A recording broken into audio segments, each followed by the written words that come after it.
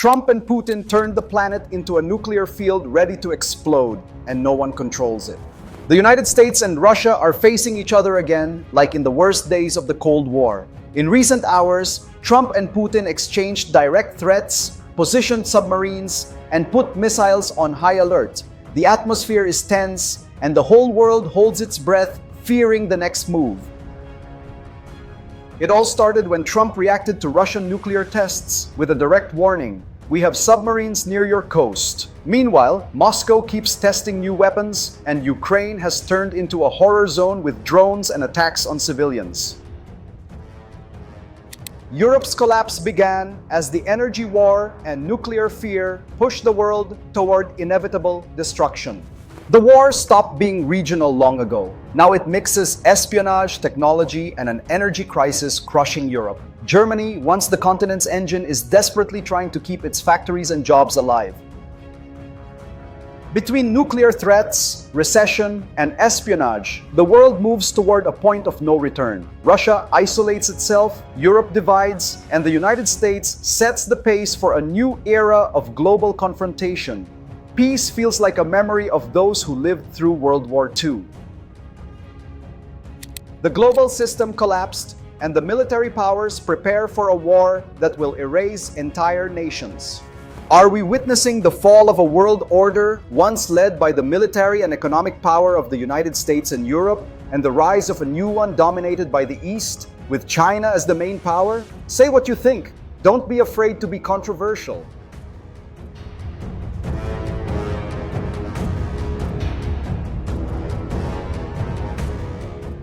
Just a reminder, this report is based on news from Sky News, The New York Times, BBC, The Guardian, Al Jazeera, Sputnik, RT News, and Telegram.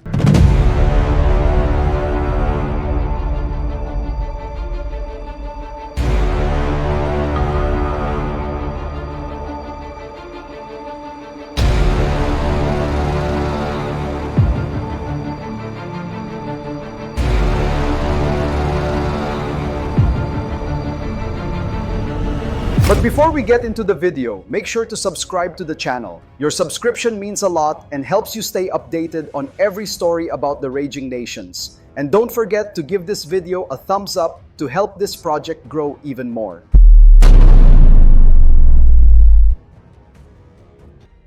Trump raised the tone and warned that American submarines are ready, sailing near Russia. The message came after Moscow tested a cruise missile, and the warning made NATO generals go on red alert. Putin responded with a show of force. The Russian army tested the Burevestnik missile, nicknamed Flying Chernobyl, a nuclear weapon with near-infinite range and undetectable by radar. The message was clear: Russia is ready too. Experts say the Burevestnik is a flying bomb with devastating power. A single failure could contaminate the entire planet. Moscow claims the test was successful, but few believe it. Fear is growing that a new nuclear race has already begun. Sources close to the White House say Trump was furious about the Russian test and asked the Pentagon for a response plan. Options include reinforcing the Arctic and imposing new sanctions on Russia's defense industry. Tension grows with every statement. In the Arctic, Norway detected unusual movements. Russian submarines and bombers are getting closer to NATO bases. Northern Europe lives in a constant state of alert. And what could happen next is what worries allies the most. The Arctic became a stage of submarines and warheads, and the first spark could ignite humanity's hell. Western sources say Putin is betting everything on nuclear deterrence to keep negotiating power. He ordered over 30 tons of military plutonium converted into weapons-grade material, enough to produce thousands of additional warheads.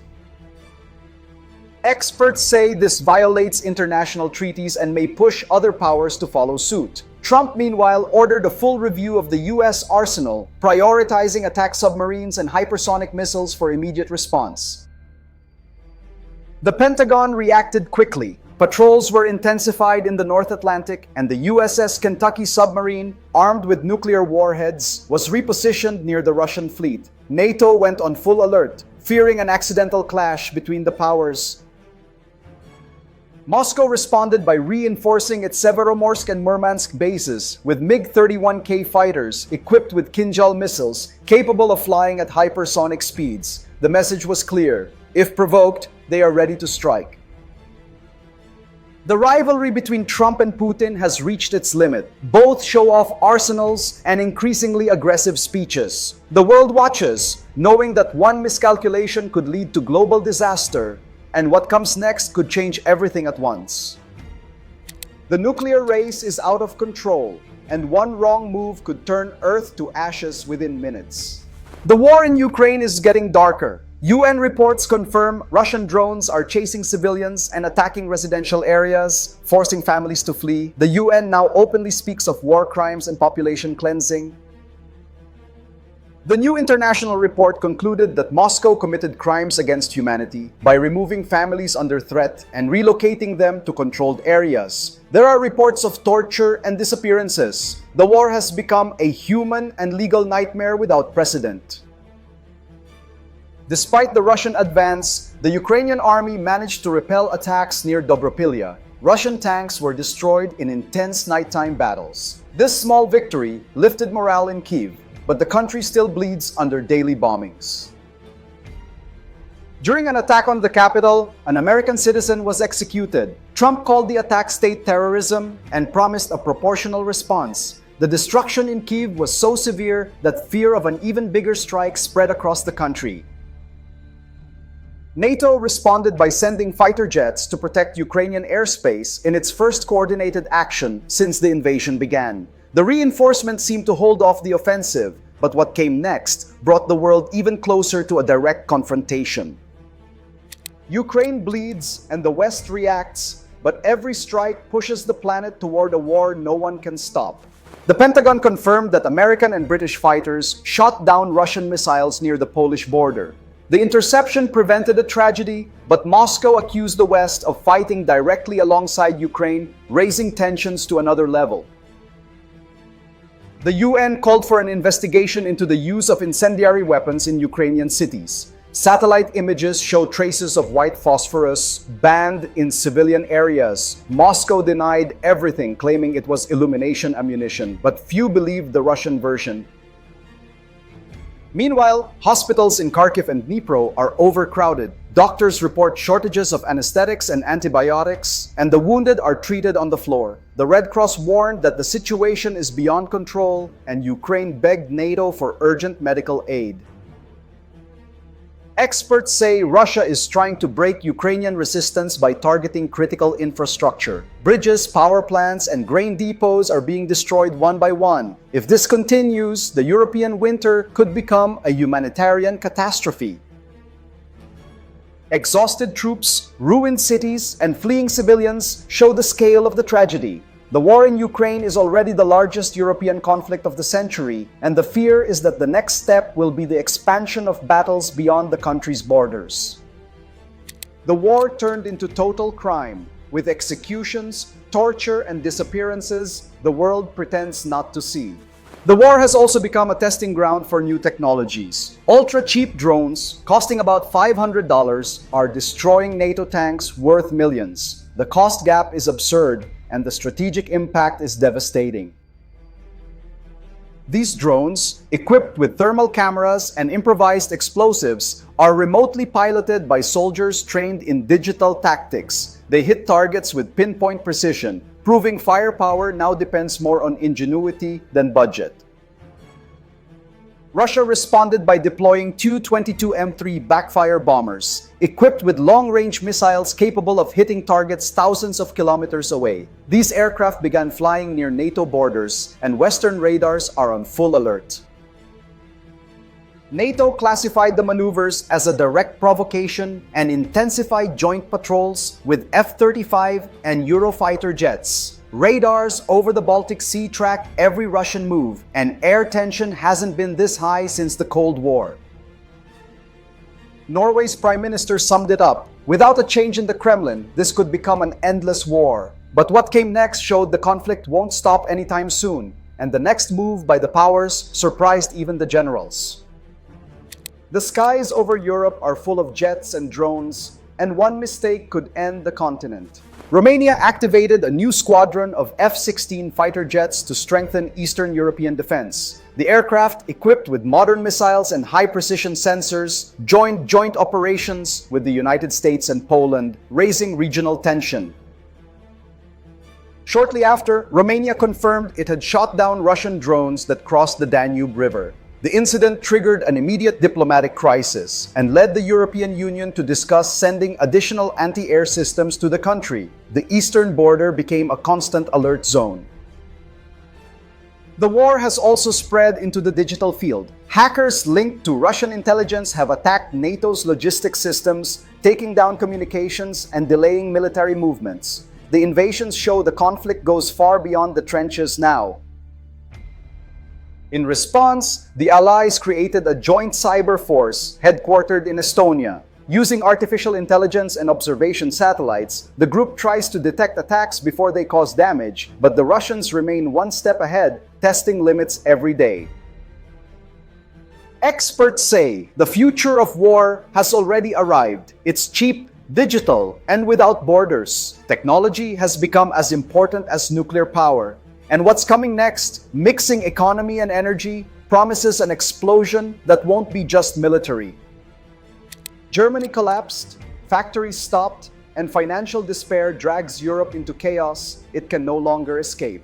Europe's economy has plunged into crisis. Germany, once the continent's engine, is facing a historic recession. Sanctions against Russian oil and energy dependence have brought the country to its knees, with factories shutting down across the board. Analysts point out that blindly following Washington and Brussels' energy rules was the fatal mistake. Without Russian gas and paying high prices for energy, German industry has lost competitiveness, and entire sectors are collapsing as the government scrambles to respond.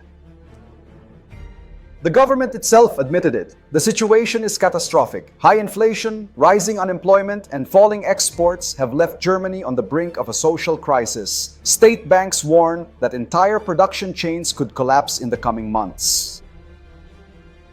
In response, Berlin began heavily investing in the military industry, injecting billions of euros to try to save jobs. The idea is to turn the defense sector into an economic engine, but this shift brings another risk: an increasingly militarized Europe. The debate exploded in parliament. Some politicians want to turn Germany into the arsenal of Europe, while others call it political and economic suicide. But the next move showed the crisis was no longer just German. The rest of the continent began to feel the impact. The United States sets the rules, Russia defies them, and Europe's collapse threatens to pull the world into darkness. Trump increased pressure by tightening sanctions on Russian oil. The measure forced several European countries to turn to more expensive suppliers, raising energy costs and making the continent even more dependent on the United States. Opposition politicians in several European capitals began calling for the easing of sanctions, arguing the economy can't handle another winter of expensive energy. But NATO fears any loophole could strengthen Moscow, and the deadlock only worsens. Research groups and investment banks classified Germany's situation as the worst since 2008. Industrial production fell, exports plunged, and business confidence evaporated. The powerhouse that once sustained Europe is now merely trying to survive. German automakers, once symbols of stability, are halting assembly lines due to lack of energy and components. Thousands of layoffs have been announced, and unions warn the country may be heading toward irreversible industrial collapse. Germany, once the economic heart of Europe, is now torn between remaining loyal to NATO or saving its own economy. Every decision seems to push the continent closer to total crisis, and what came next proved the political game just got even more dangerous. The Baltic is a loaded fuse. Each Russian flight could be the trigger that ends the world. Political pressure rose when the United States demanded Hungary immediately stop buying Russian gas and oil. Washington accused Viktor Orban's government of funding Moscow's war and threatened to impose new heavy sanctions. Orban responded by scheduling a visit to Trump, seeking to renegotiate restrictions and ensure Hungary maintains energy supplies without breaking with the European Union. The meeting became a symbol of the new struggle between national sovereignty and obedience to the United States. Austria joined in and supported the European Union's 19th package of sanctions against Russia, citing energy security concerns. But inside the country, business leaders and politicians began openly criticizing the measures, saying they're destroying Europe's economy. Trump celebrated Russia's isolation and said the United States achieved what Brussels never could, cutting off Russian oil from Europe. The statement made headlines worldwide and angered leaders now trapped in a crisis created by their own allies. Taking advantage of the chaos, Erdogan announced the purchase of 44 Eurofighter jets, 20 new and 24 used, from allied countries. Turkey rose to a new military level, and this unexpected move completely shifted the region's strategic balance. Moscow and Nato test warheads as the planet counts seconds while two empires flirt with extinction. The crisis also reached Eastern Europe's borders. Lithuania decided to completely close its border with Belarus, accusing Putin's allied regime of promoting hybrid attacks using drones and forced migrants, as well as attempting to sabotage critical infrastructure. Hours later, the Lithuanian government reported that balloons and unidentified objects crossed the country's airspace, forcing the temporary closure of airports. The situation was treated as a direct provocation, and Vilnius demanded an immediate NATO response. Poland intensified internal operations and arrested two Ukrainians suspected of espionage. Authorities claimed they were passing NATO military information to contacts linked to Russia and Belarus. The atmosphere of distrust spread across the region. Estonian investigations uncovered something even more alarming. Russia had turned old World War II naval graves into submarine espionage centers. Surveillance equipment was found near North Atlantic communication cables. In response, NATO sent reconnaissance ships to the Baltic Sea. Norwegian officials confirmed Putin concentrated a nuclear fleet just kilometers from the western border. Everything indicates the conflict is on the verge of crossing the point of no return. Diplomacy is dead, and every nation now waits its turn on the nuclear target list. The trail left by these events is terrifying. Peace talks have stopped, and every military move brings the world closer to a confrontation no one could control. Neither side wants to give in, and the fear now is of a fatal mistake. Europe is divided. Sanctions, recession, and fear push the continent into a political abyss. Germany struggles to survive the crisis, while Eastern Europe arms itself to the teeth to prevent the war from crossing its borders. Western powers expand joint military movements, while Russia keeps nuclear warheads ready in the Arctic. Satellites show suspicious movements, and diplomats warn that a nuclear test may be underway. Even so, nothing changes in the powers' rhetoric. Rumors suggest secret channels are still trying to maintain dialogue between Washington and Moscow, but no one trusts anyone anymore. Relations are at their tensest point since the Cold War, and any miscalculation could turn fear into real destruction. Nuclear war is no longer a threat, it's routine. History itself now walks toward extinction. Are we witnessing the fall of a world order once dictated by the military and economic power of the United States and European powers, and the rise of a new one led by the East, with China as the dominant force? Say what you think. Don't be afraid to be criticized.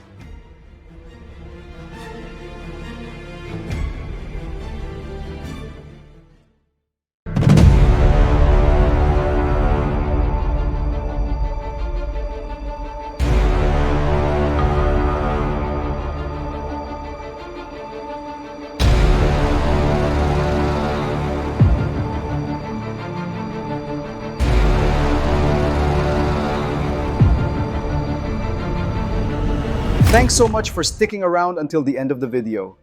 You're awesome, and I really appreciate it.